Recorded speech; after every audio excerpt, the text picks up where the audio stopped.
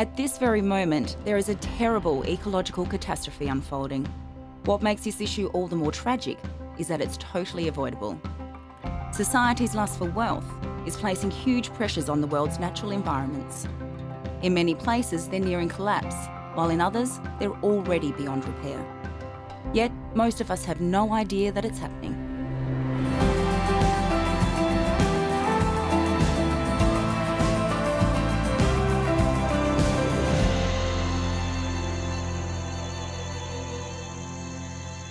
I'm Lara Shannon, and day to day, I guess I communicate environmental change and try and educate and help people understand what's happening in the world and what we can do about it.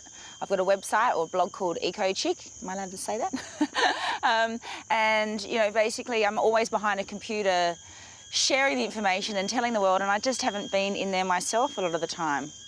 I'm kind of looking forward to finally seeing them in the wild and being part of that. And I guess I'm just not at all looking forward to the other animals that we might encounter, like the leeches.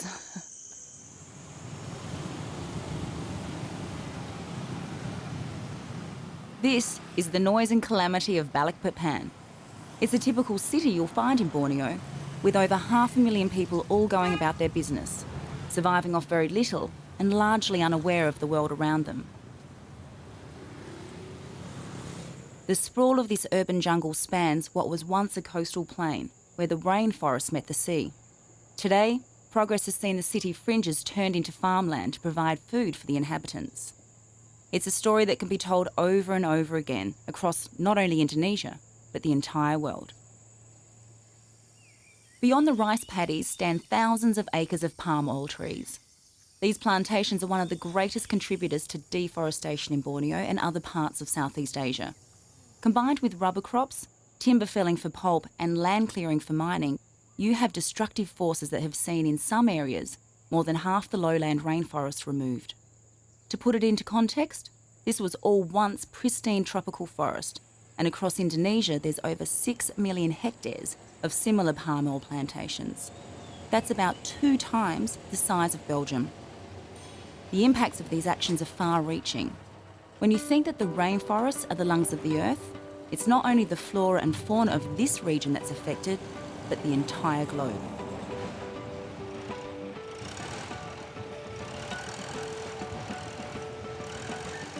Well, I guess I wanted to see firsthand, what it is that I'm trying to fight for. I've been doing it so long, and sometimes you lose sight of what it is you're trying to achieve. So seeing the orangutans and seeing firsthand how our money and awareness can help save them is why I came.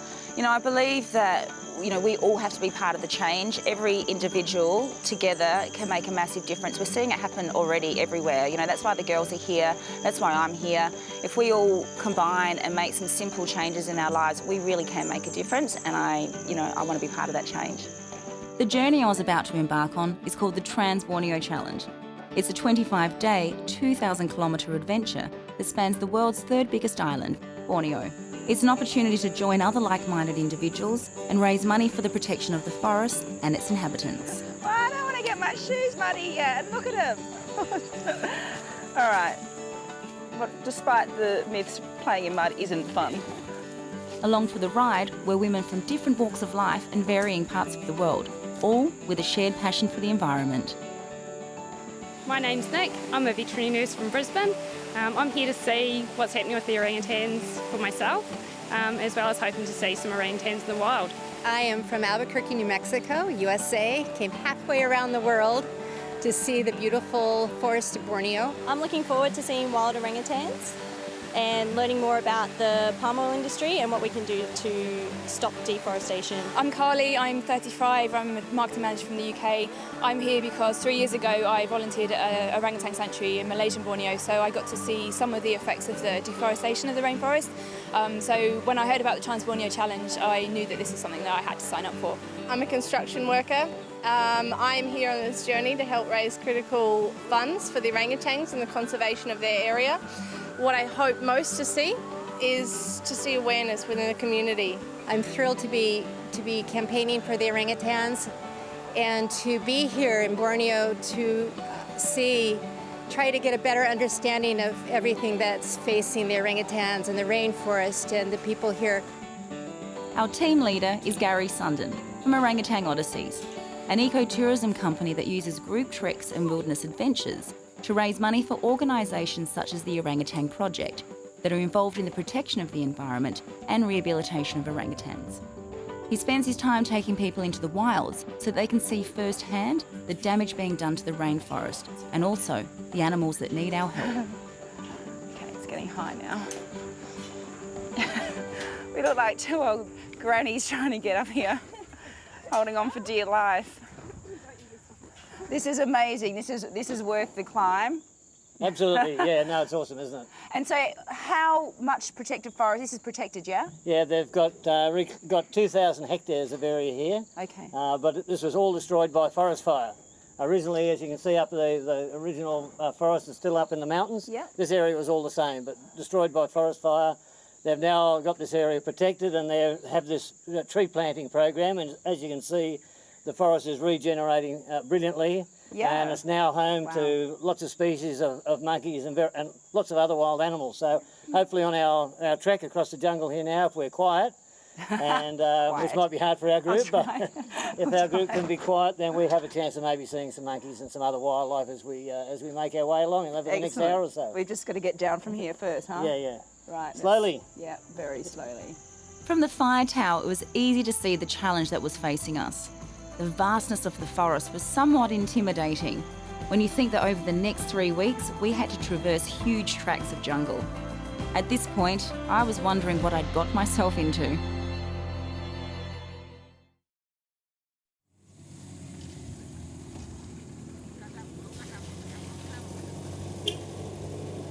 First stop was Samboja Lodge, about an hour's drive north of Balikpapan.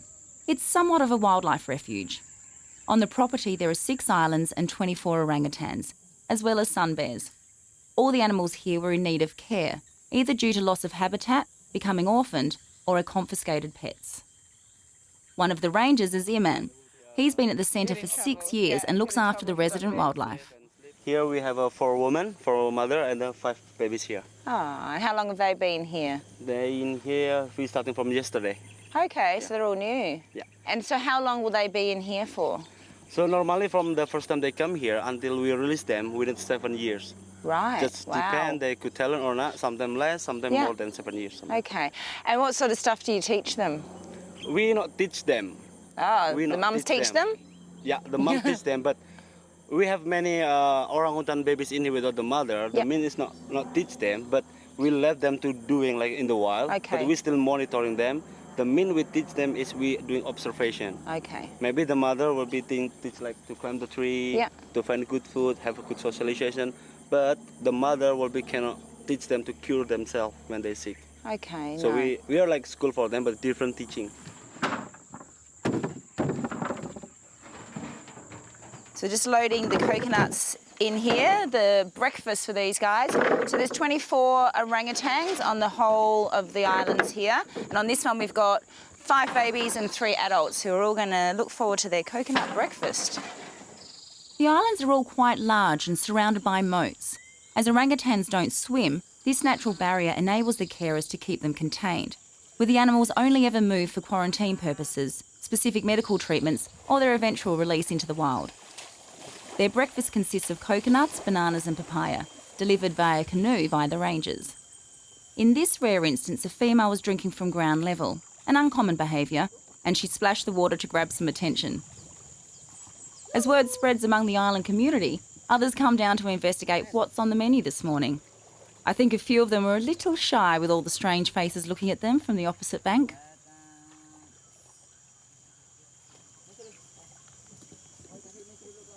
This was my first encounter with orangutans, other than seeing them in a zoo. It's fascinating to watch how they behave in a more open environment, and immediately becomes clear that they're highly intelligent animals.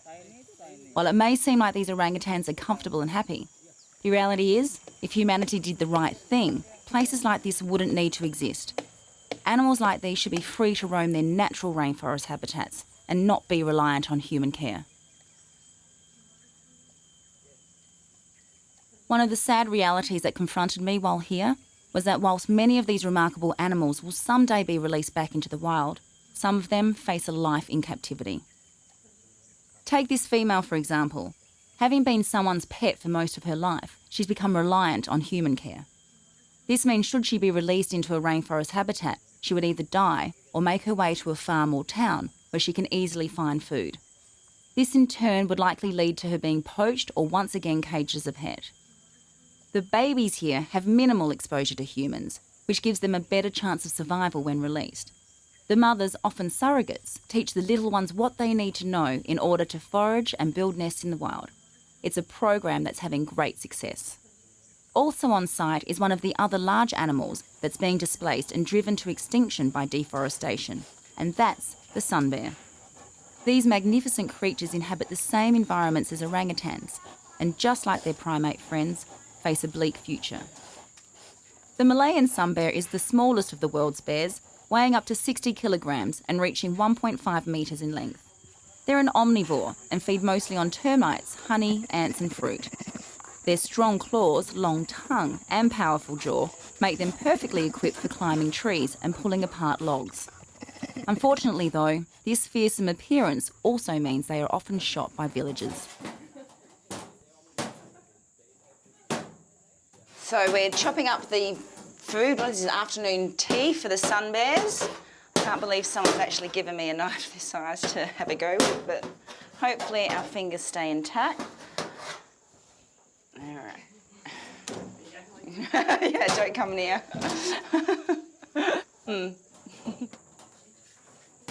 Care for these animals is a full-time job, not for one person, but for several. And it's not just for a short period of time. Many of the animals here will need care for decades. Our task here now is to hide these bits of papaya so that the sun bears have to come and sneak them out. There's only 15,000 of these left in the wild now. There was 100,000, so it's important that we rehabilitate these little guys and teach them how to search for food again. So I found some good hiding spots. I'm going to try and get them to find them.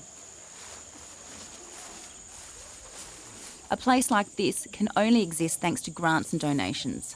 Money is needed for vets, food, enclosures and so on. Plus, as more rainforest is destroyed, increasing numbers of animals will need care. So, as time passes, the cost to keep the facility running goes up. While this might be fun for us, it's a serious part of the bears' rehabilitation, teaching them foraging skills and providing stimulation in their enclosures.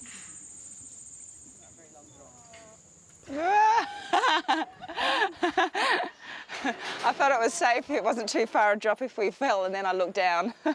We can't fall at all. Everybody please be careful up there. Yeah. I don't know, maybe not. At least we can fall that way. Okay. These guys are semi-wild, having had minimal human contact. So, while they might look kind of cute and cuddly, they're actually quite aggressive. The tools that make them perfectly evolved for life in the forest also make them capable of inflicting fatal wounds to humans. Watching the bears as they foraged and gorged themselves on fruit, the seriousness of this dire situation started to really dawn on me. It's pretty amazing seeing the orangutans in the rainforest there, but the sun bears, they're never going to be released because there's just not enough forest home to put them back into. But it's not only these guys, there's 300,000 species across Malaysia and Indonesia that rely on the forest home. It's pretty confronting when you think about it, and I don't know what the answer is right now, but it's clear we need to do something. This experience has really galvanised the team and our shared desire to do what we can to help the situation. But it was only the start of the journey, and ahead lay the trip of a lifetime.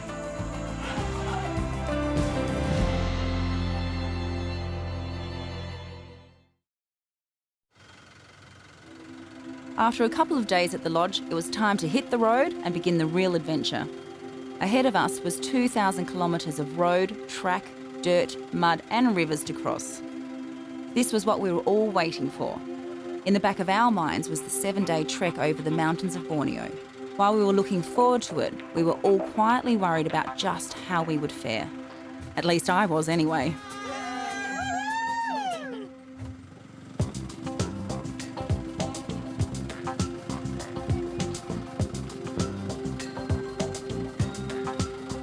Driving through town, you can see the somewhat disorganised and chaotic way things are built here. In developed countries, there are strict building regulations and pollution controls for stormwater runoff and waste management. This seemingly blasé approach to the everyday is indicative of a population that lacks an understanding for the wider impacts of their actions and an appreciation for the environment. Of course, there are people here that do know and care, but for the vast majority, making decisions that are good for Mother Nature is not something on their radar. This leg of the journey took us from the city, inland through rural parts of the country, and across the equator, with a few stops along the way to stretch the legs and check out the evolving landscape. It's quite alarming just how much of the area has been cleared for plantations. Here, you can see where the forest meets a soon-to-be planted tract of land. Once the area has been felled, they often burn the remnant plant life before tilling the soil ready for seedlings to be sown. In a matter of weeks, it goes from fertile forest to a wasteland. Along the way, we came across this eerie site, a now abandoned theme park. It was built next to the local botanic gardens that the government used for educating people about the forest. Part of the park was also a small zoo. However, the conditions for the animals were so bad that the regional government closed the zoo down. The problem now is, the orangutans that were left behind have nowhere to go. So what did the officials do? They combined the old zoo with the gardens, and now using the site to educate locals on the differences between orangutans and monkeys. But now the problem is a lack of funds to maintain it. The people that work here are unpaid volunteers, and they do what they can with the little that they have. It's a very sad state of affairs that only a large cash injection can rectify.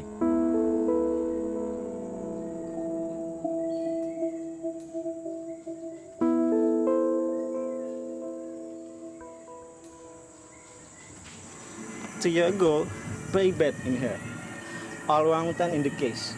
2 years ago, in here just 6 orangutan. We moved the children orangutan, move the enclosure, but 2 big orangutan we can move the enclosure because very big, yeah. Must be with island, not with the enclosure. Must be with island. So you must be understand why 2 orangutan no in enclosure, yeah.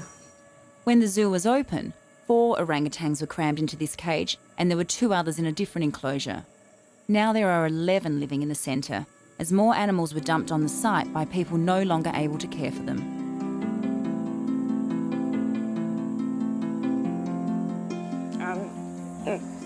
So this big guy can't be let out at all because he needs a rainforest home to go to, and of course there's nowhere to put him.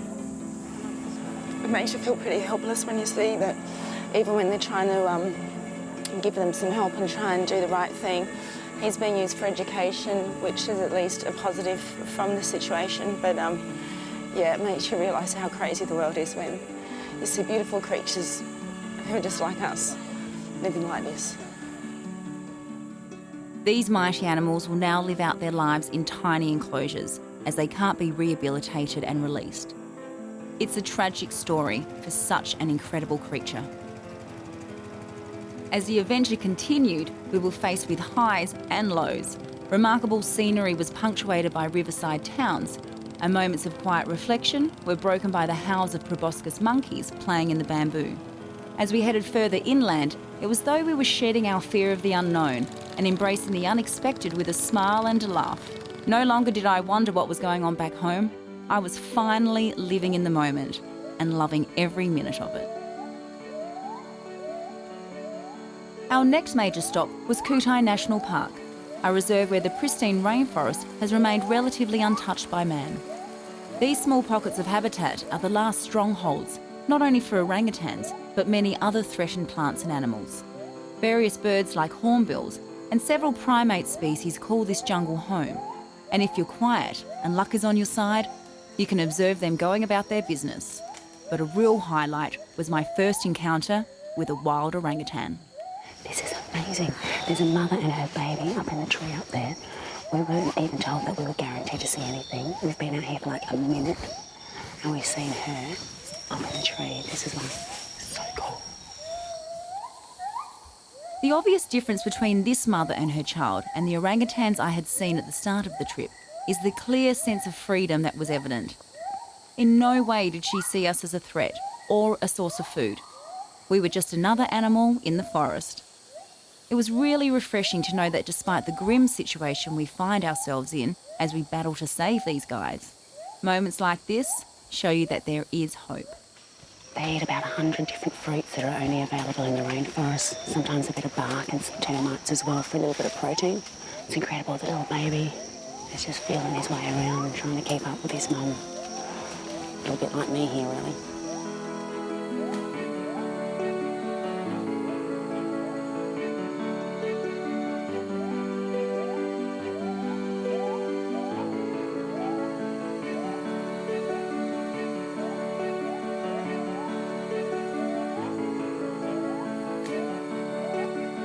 This is such an honour to see them in the wild. This never happens. Luckily, our guides have been out looking for us this morning. This is the way everyone should be able to see an orangutan.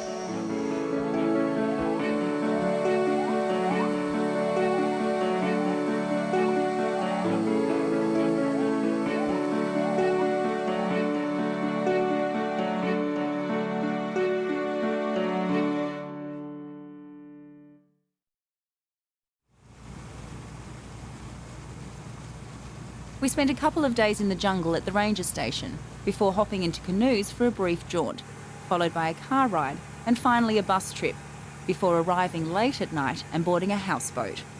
There's one thing this trip isn't short of, and that's fun modes of transport. The river we travel down is the mighty Mahakam.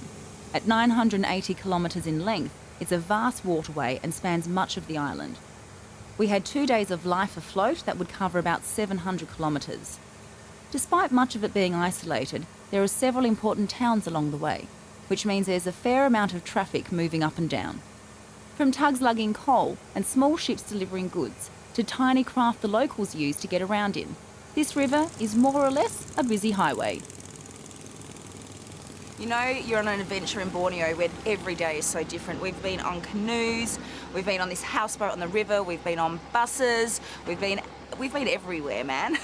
But it has been fun and it's been pretty hot as well, so we're all starting to get a little bit nervous about what lays ahead. We've been group sleeping and there's been some noisy nights, and it's pretty much going to get a bit worse in the jungle. So we've had an amazing time so far, and I reckon they're just warming us up, because what comes ahead we're not quite sure yet, but it's going to be fun, I hope. I'm not going to lie to you. We were only a couple of days away from starting our 100-kilometre, 7-day trek across the mountains of North Kalimantan, and I was already tired. At this point, I was really starting to get nervous. As we continued down the river, we came to a Diak village. The Diaks are the native people of Borneo. They're comprised of a diverse range of over 200 different ethnic groups, living along the rivers and in the hills of Borneo's interior. So we're entering a Diak village today. I am told that the Diaks are headhunters, but I am assured this one is not, so fingers crossed.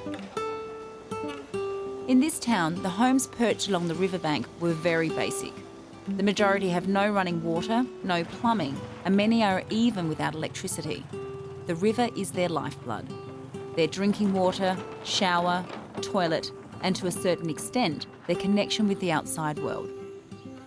There's minimal infrastructure or government service providing waste management or building roads. Rubbish is simply tossed into the river. Out here, life is very different. Clearly, we were too. I guess they don't get too many tourists popping in. Found this little guy just down under the boardwalk here. I think his mum's up over that way, but he was stuck down underneath, so we pulled him out.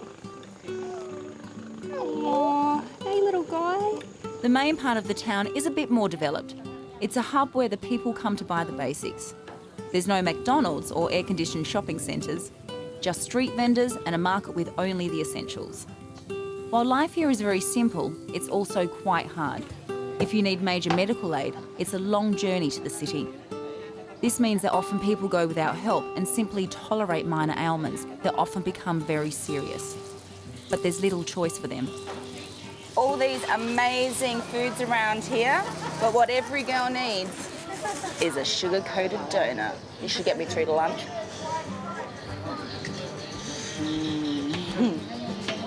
Good. Time again to hit the road, so to speak. In fact, we were heading further up the river and into a tributary in search of an original Diak village that still adheres to traditional ways. It's a leg of the trip that would take us to a remote part of the country.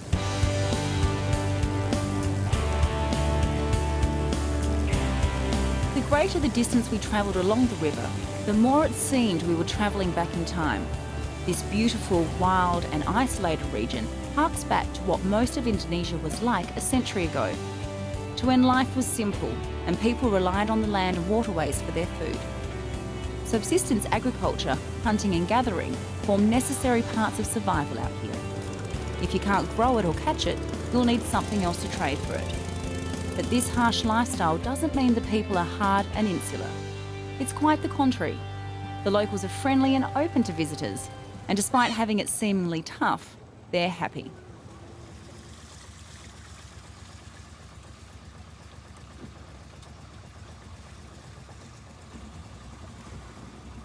One thing I did find confronting was the sight of a marabou stork tethered to a pier.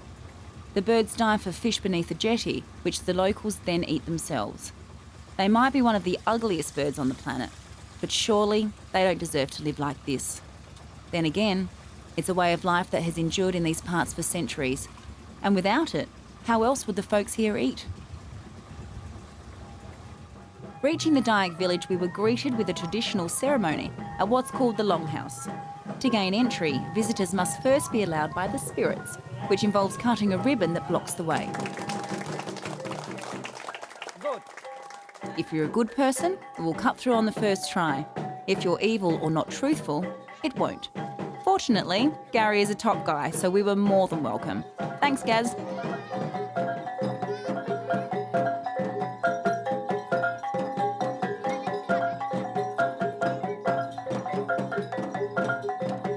With the song and sounds of laughter filling the air, we felt welcomed by these wonderful people.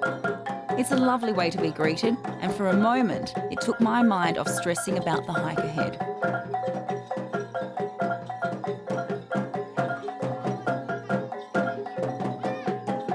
These dances tell the story of good and evil spirits. I quickly got the idea, and before I knew it, I was being dragged in to shake off my demons.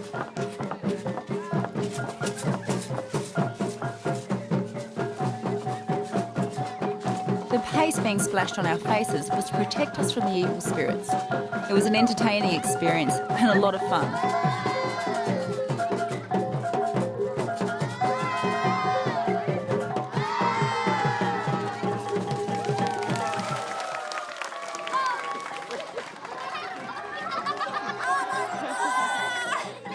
Ellen's got nothing on this selfie.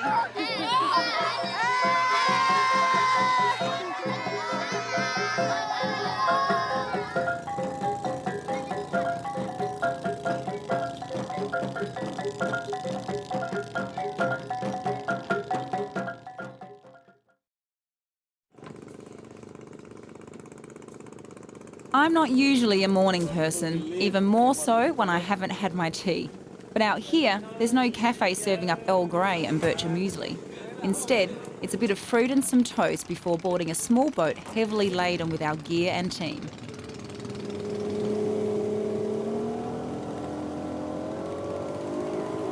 The morning breeze quickly woke me up and gave me a new lease of life for the day ahead. Before us lay 200 kilometres of travel to the source of the river at the Mulla Range. From there, we were going to hike for a week through the jungle, traversing the mountains for some 100 kilometres. In the boat, it was a tight squeeze with all the girls, our crew, gear and the local guides packed in and on the vessel. For the most part, it was steady cruising, the river being wide and glassy, surrounded by forests, cliffs and occasional waterfalls. The scenery was spectacular, and it was clear we were heading into a more remote place. This, however, was to be the calm before the storm.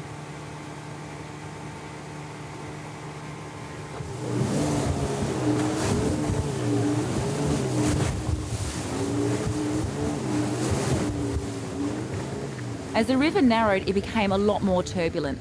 I quickly went from relaxing on a bench to hanging on for dear life as the boat bounced and splashed its way through the rapids. It added some excitement into the ride, and despite the slight terror, we couldn't stop laughing as we bounced around inside.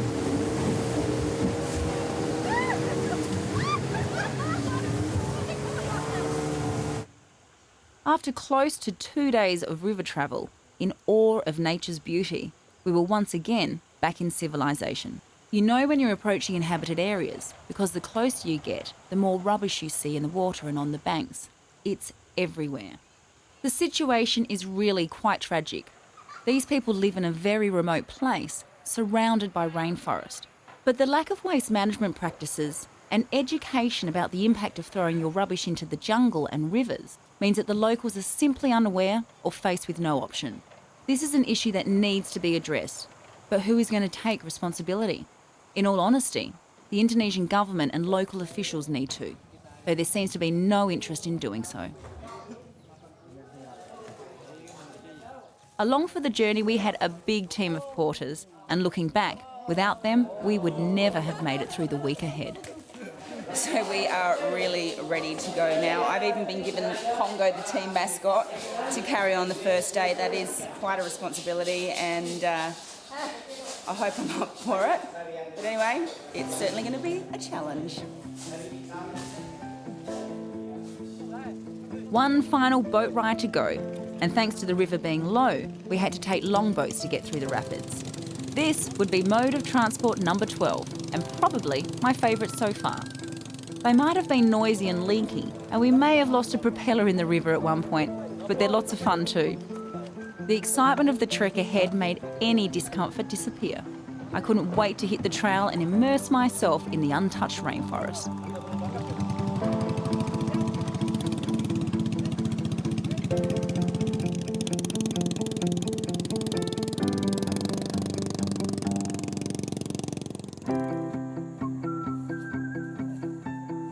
So this was the first hill, and already I was making it look really hard.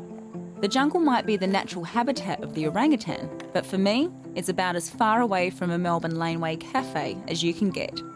Regardless of the struggle, I knew that the challenge ahead was only going to get harder, and there was no going back now.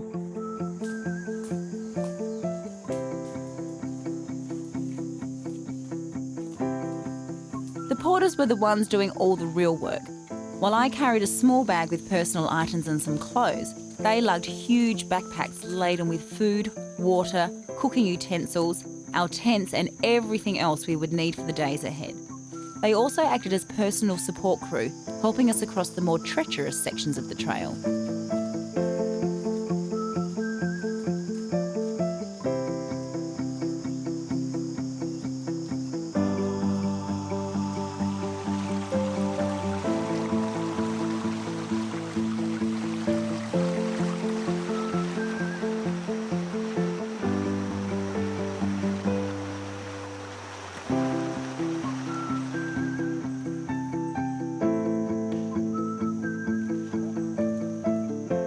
Each day, along the way, the porters would collect fresh fruit and vegetables that grew in the forest. They'd also catch fish once we reached camp and then cook the night's meal. All we had to do was get through the hike in one piece. Each of us had our own way of coping. Some sat and reflected on the day's experiences. Others took photos, while me, I went about doing my laundry. The funny thing was, once we got to camp, we generally wanted time to ourselves. It was a combination of fatigue and also the calming effect that the forest has. It makes you slow down and become more aware of the world around you. I also started to embrace my inner hunter-gatherer. Yeah, so far it's not too bad actually. It's quite hot. It's a little bit uncomfortable with the leeches going in a lot of different areas. But overall, I think, yeah, trained up enough and it's not too bad. There's a lot of things that were going to be left open that I was unsure how I was going to approach it, I guess, mentally and also physically. But so far it's been within what I expected. Yeah, definitely. This is a truly wild and remote place. The rainforests of Borneo have endured 140 million years of change. From ice ages and floods to fires, and now humans. Through this time, they've evolved to handle just about all the natural phenomena thrown at them. Us, on the other hand, are outsiders, and there are some things you just can't prepare for. Mother Nature is the master out here, and you simply have to go with the flow and tackle whatever challenges she puts in front of you.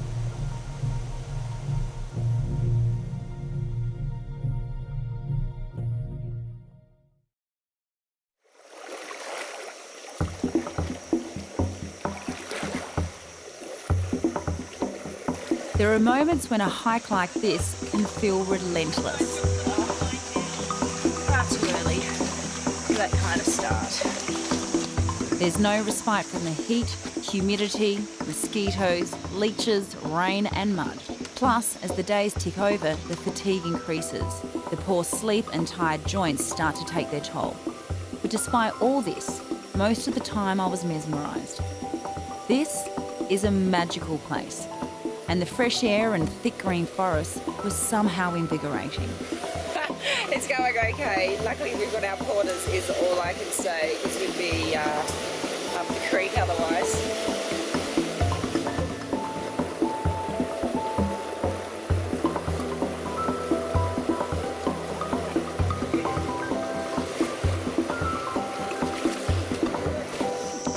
I fell on my chest, so every time I try and pull myself up, it pulls it more, which means I can't breathe. And you really need to breathe right about now. The lifeblood of the journey really was the porters. They were there whenever we needed some support, always smiling and laughing as though there was nowhere else they would rather be. If ever I was scared or nervous about crossing a river, there would be a helping hand to guide me. And I needed that a lot. For these guys, this sort of thing was just another day on the job. They live, work and play in the forest, and to them, this is a walk in the park.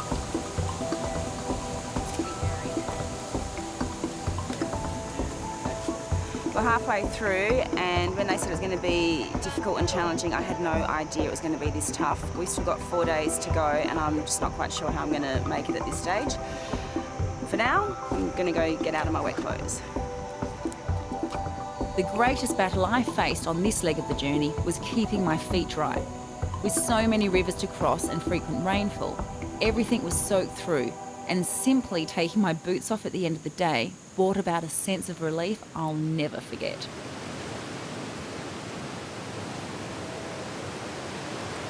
When we woke up this morning, it was raining, and as we were packing up our gear, we heard this massive sound. And we looked up the river, and all of a sudden this flash flooding was coming down, as you can see now. If you have a look over here, this is where we were sleeping, where our camp was, which is all underwater now. We had about 30 seconds to grab our gear and get to higher ground. It's pretty frightening. The sound of the river was like a freight train. Within 30 seconds of hearing the noise coming down the valley, the river rose 2.5 metres. Right now, our biggest problem was that we were on the wrong side of the deluge. Our ingenious porters figured out a way of using strings and the tarpaulins we used to build camp as a means to float all the gear across. But the greatest concern was how to get us to the other side. Where there's a will, there's a way. So we've got the situation we're faced with now with this flash flooding and trying to get ourselves and all our equipment across the river. I've got to look at the methods about how we think we can get across, assess those and consider when I deem it safe, then we'll go across. But if there's any slight doubt about it being safe, we'll just sit out here for an hour or 2 or 3. It doesn't really matter, as long as we get over there safely at the end of the day. Using simple jungle craft, the porters tied together vines from the forest to create a rope that they then swam across and attached to a tree on the opposite bank. Watching the whole process unfold, I was a combination of scared, excited and nervous. But I always felt safe and reassured by the team. After days of working together to get to this point, the bond was strong and I had absolute faith in the porters.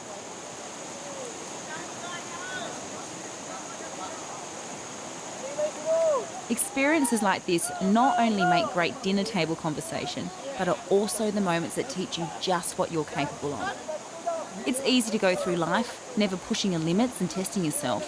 Most people do exactly that. But when you step outside the box, break down the mental and physical barriers, you grow as a person. I, for one, walked away from this feeling invigorated and empowered. It was a remarkable sensation and a feeling of accomplishment I had never felt before.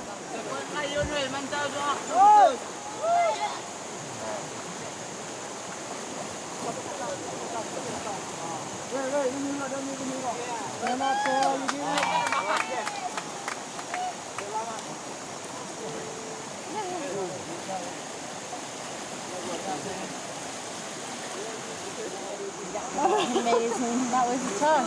That was tough. You can do that, you can do anything. Bye-bye. Okay. Goodbye, jungle. You guys are good. I'm incredulous. I can't believe I made it. I didn't know if I was going to. It was really one foot in front of the other, 1 minute after the next, day by day, and I'm really pleased that I did it. It was an incredible journey, it really was. So happy to finish. It was so hard.